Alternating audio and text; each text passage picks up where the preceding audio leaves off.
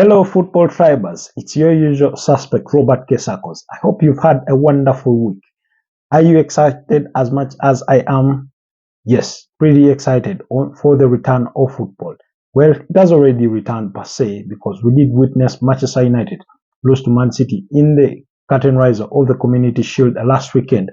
And just during the course of the week, we did witness Real Madrid beat up against Atlanta thanks to goals by Valverde and Kylian Mbappe there as Real Madrid won the UEFA Super Cup. I think to put in store their 123rd title.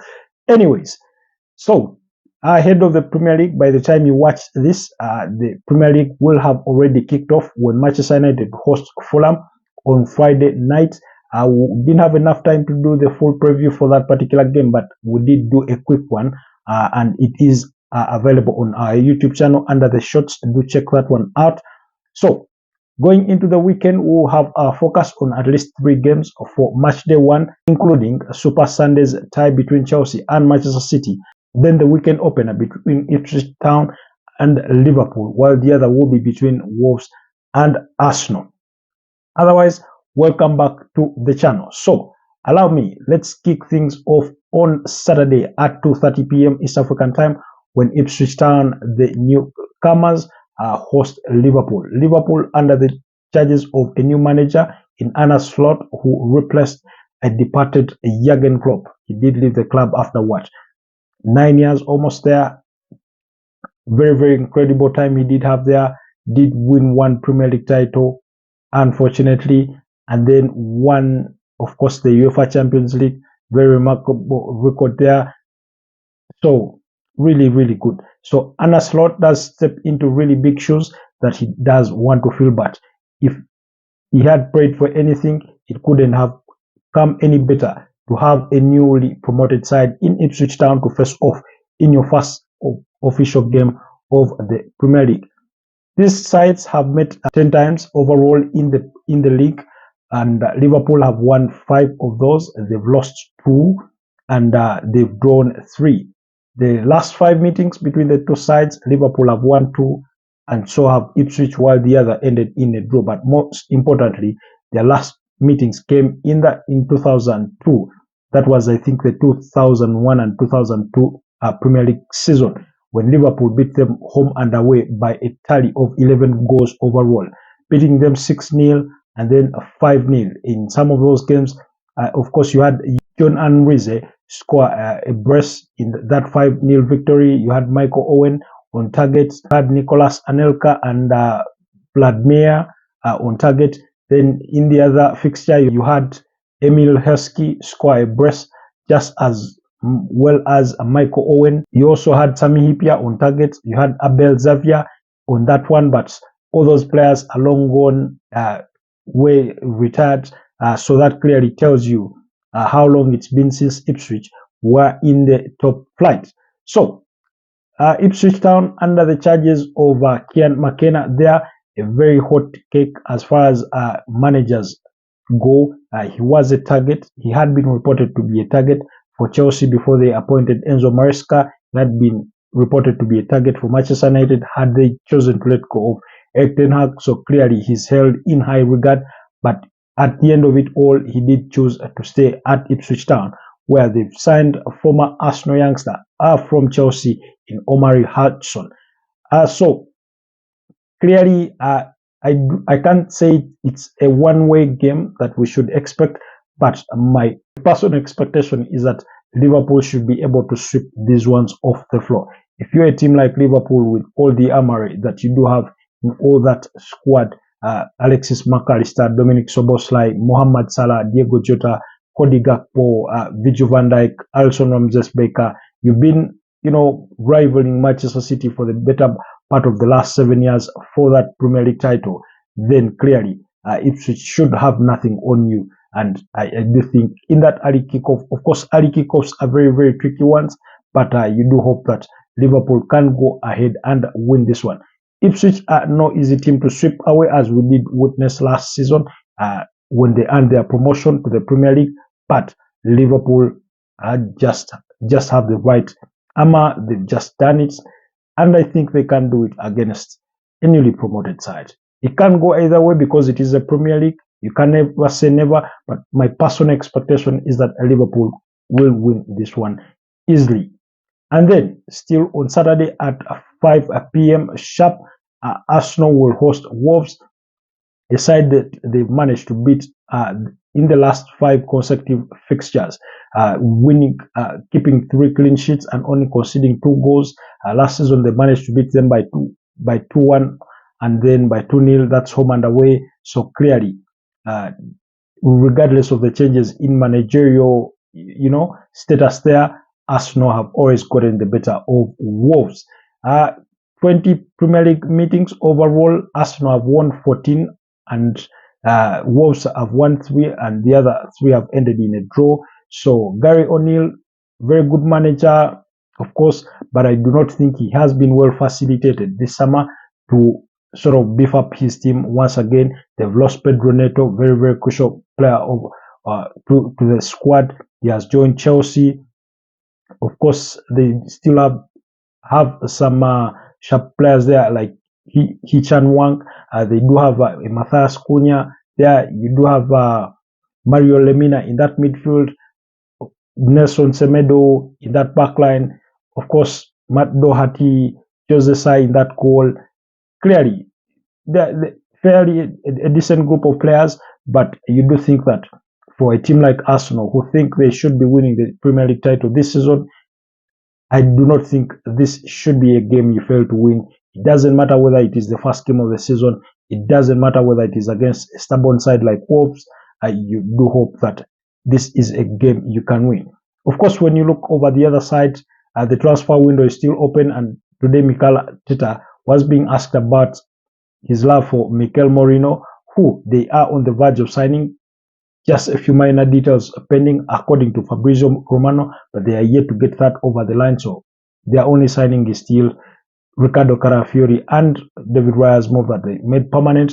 Injury concerns, Fabio Vieira is expected to be absent for this particular one, as well as Takahiro Tomiyasu and Kieran Tierney. So regardless of those absences, I do still contend that Arsenal have a pretty tough squad or strong squad for them to sweep away an opponent like Wolves, especially when their opening game is at home at the Emirates Stadium in front of those 60,000 fans are chanting the Gunners, that North London is red, and all those other chants. You do expect that the likes of Gabriel Martinelli, Kai Havertz, Bukayo Saka, Martin Odegaard to start in that particular team. Of course, Declan Rice, it is in the midfield. That deep lying wall, will it be Jorginho, will it be Thomas Partey? We'll wait to see what kind of team Mikel Arteta will assemble. But then also in the back line, I do not expect Jurriën Timber to start this particular fixture because he just returned from a minor setback there. So he's back into training. So I do not expect him to start right away. And neither will I expect Carafiori to start this particular game.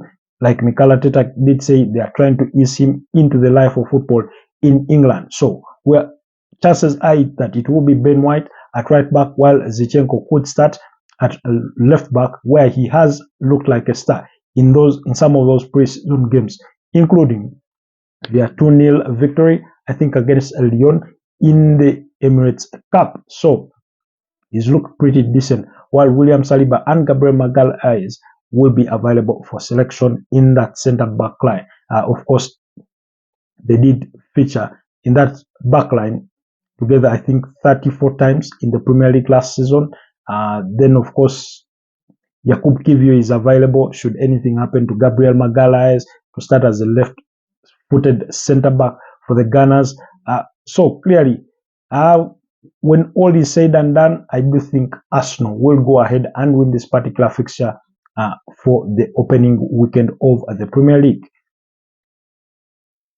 Anyway, guys, moving away from Arsenal, then let's switch our attention to Manchester City and Chelsea on Super Sunday. Of course, it's not the only game that will be played on Super Sunday, but like I said, our focus will be on that particular one.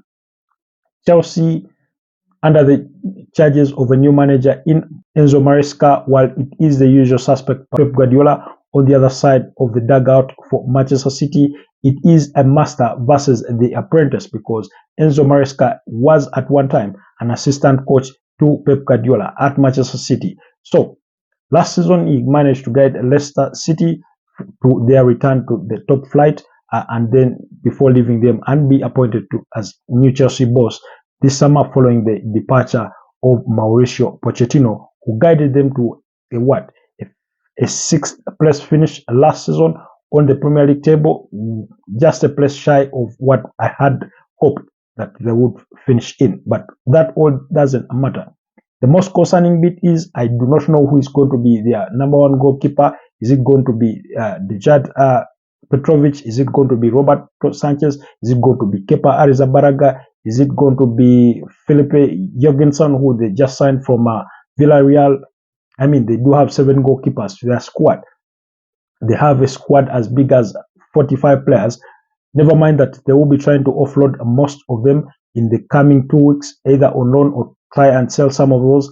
We'll wait to see how that really works out for them, especially in a tough transfer window where most clubs around England are moving very cautiously in terms of their transfer dealings because of the PSR rules. That's the profit and sustainability rules that they do not want to offend, because they did see Everton and Nottingham Forest be docked points last season for those particular breaches. So no club wants to find themselves in that particular position.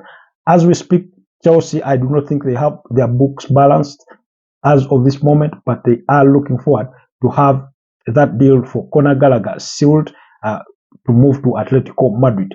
So far, I can't say it's off, but those 2 clubs did have a glitch that Conor Gallagher traveled to Spain, was at the Wanda Metropolitano, but they didn't sign the paperwork. His medicals were done, and then Chelsea called him back, so he returned to London. It's a bit of a mixed thing there.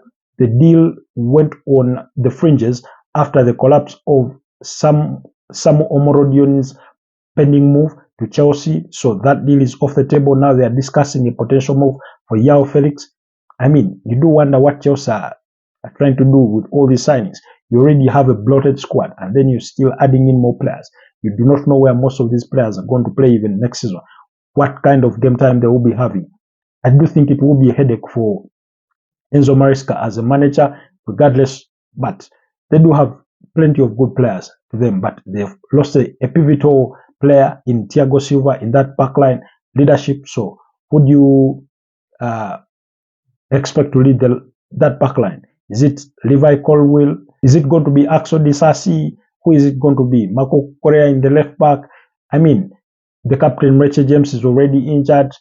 Ben Chilwell, is he available to play at that left back? So then when you come to their midfield, they do have a Romeo Lavia who barely featured last season after signing him from Southampton for a deal worth about £50 million. You have a Moises Caicedo, Enzo Fernandez, for whom things had started to click towards the tail end of the season. Of course, Enzo Fernandez did suffer an injury late on, but things had started to slowly click between that circle. You had Conor Gallagher, who was very pivotal in that team and in that midfield. And then you have a Raheem Sterling, you have a Cole Palmer, you do have a Nicholas Jackson, you have a Mark Gui, who you've just signed, you have a Christopher Nkunku, you have a Noni Madueke, you have a Canary Chukwuemeka, all these players. You have a Mykhailo Mudryk, all these players. So Chelsea do have a plethora of players. It is even hard to predict what their starting lineup will really look like. Of course, there are notable figures that you know won't miss, like Cole Palmer, like of course Enzo Fernandez and Moises Caicedo. Then that backline, you're not sure. So it looks like it's a little too much to ask of Enzo Maresca, and yet he has to do it, because otherwise any place finish below a 6th place will be viewed as a total failure for Chelsea in this new project. Is it still new, or it's becoming stale just because it's not progressing? Because over the last couple of years, which is about 2 seasons, they've had about 6 managers, including 2 interims in Frank Lampard. I forget the other's name. You've had a Graham Potter, you've sacked Mauricio Pochettino, you did let go of a Thomas Tuchel. I mean, it's a bit hard. It's been a bit hard to appreciate under the stewardship of Todd Bowley, but we'll wait to see how they organize themselves against the Manchester City side that could not beat them over 2 legs last season. Of course, the first was a 4-4 draw before the return leg that ended in a 1-1 draw. I mean, very entertaining fixtures, but of course, it was Mauricio Pochettino on the other side of the dugout. This time around, it's Pep Guardiola's former assistant, Enzo Maresca. Manchester City have not done too much business, although they lost a very crucial player in Julian Alvarez, who was left for Atletico Madrid in a deal reported to be worth £82 million. Yeah, so very, very expensively. For a player that they bought, 2.5 years ago or 2 years ago for just £14 million, clearly huge profit they have made. They've not made any moves so far in the market to try and replace him, yet he was their 5th most played player last season in terms of starting games. Braut Erling Haaland did miss about 15 fixtures through injury, so we are waiting to see who will, fill that void that Julian Alvarez has left.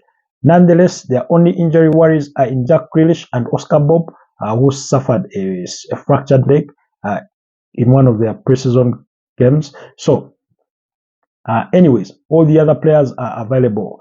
Of course, Ederson Moraes, Stefan Ortega for Pep Guardiola to choose. Earlier on in the summer, there were reports that Ederson Moraes could leave the club. I do not think he will eventually leave, even though the transfer window is still open. But should he desire to leave, really, I know Pep Guardiola won't stand in his way. He never does that. And then you have Kevin De Bruyne afresh. Rodri was given more resting time after, Spain winning the Euros. Then you do have your Jeremy Doku, 𝐄𝐎𝐑 in that back line. You do have John Stones all fresh. Kyle Walker is starting to fall off a little bit off pace, but one-on-one is still a very, very good player. Manela Kanji in that defense, really, really good. Ruben Diaz, very, very decent player. So you have a Mateo Kovacic in that midfield. Of course, you do have a Matthias Nunes, for whom things have not yet clicked at Manchester City. It's too early to say, but it kind of feels like a Calvin Phillips kind of thing there, but he still has a time to redeem himself. You do have a Phil Foden in that, attacking midfield. Like I did mention, usual suspect Kevin De Bruyne combined so well with Braut Erling Haaland to hurt teams. You have a Bernardo Silva. You do have a Rico Lewis that can be called up upon any time. So it's been mooted that Pep Guardiola will be looking more to the academy, to the youngsters, to beef up his squad in case he needs to call on any replacement, any rotation of team. But of course, with Pep Guardiola, anything can happen. In the last 5 meetings between the sides, Manchester City have beaten Chelsea 3 times. That was 3 consecutive times, winning that fixture by 1-0. Before last season is 2 consecutive draws, 4-4 and 1-1. So, I mean, Manchester City chasing their 5th Premier League title in the row, it's starting to feel boring, more like a Farmers League that it's Manchester City winning all these titles. So, either way, you do expect a very entertaining game. This one is hard to predict, not because Manchester City are not strong enough to win it, but because you do not know what kind of team that Enzo Maresca is going to pick on the other side. But if I were to be pressed against the wall, Manchester City have just beaten Chelsea in pre-season during their US tour by 4-2. So clearly, I'd tip the odds in Manchester City's favor to go ahead and win this particular fixture. Never mind that it is away to Stamford Bridge, where they've managed to win before. So that's where I'm tipping the scales in terms of this particular fixture. Anyways, that's the analysis I do have for you for now. Do not forget to comment, like, and subscribe to the channel. But before I let you go, let me give you a whole run through the fixtures that will be coming your way on matchday 1 in the Premier League. Of course, like I did say yesterday, action kicks off on Friday night at Old Trafford when Manchester United host Fulham at 10 p.m. East African time, and then resumes on Saturday at 2:30 p.m. when Liverpool travel to Ipswich, while Arsenal will be at home against Wolverhampton Wanderers. That's at 5 p.m. In the other 5 p.m. fixtures, Everton will be at home against Brighton, while Newcastle will host Southampton. Nottingham Forest will be at home against Bournemouth, while at 7:30 p.m. West Ham will be at home against Aston Villa. And on Super Sunday at 4 p.m. Brentford will host Crystal Palace before Chelsea host Manchester City at 6:30 p.m. While the other fixture will come on Monday in Monday Night Football when Leicester City at 10 p.m. host Tottenham Hotspur. That's it that I had for you. Stay locked on the channel. Do not forget to subscribe so that we can continue to grow. Otherwise, thank you for always watching and stay blessed. I'll see you next time.